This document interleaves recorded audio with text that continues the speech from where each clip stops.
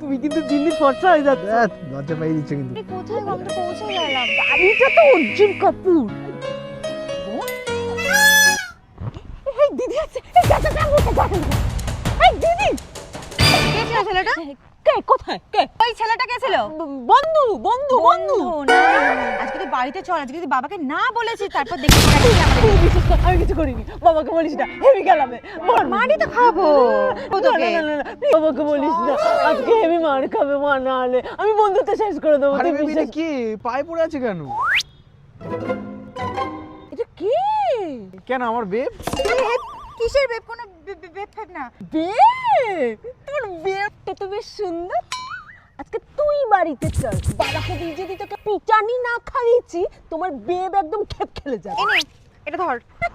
500 টাকায় কি হয়? 5000 টাকা লাগবে। ঠিক আছে, অনলাইন করে দেবো। পাঠাবে। এবার একটু বেশি বাড়াবাড়ি করছিস না?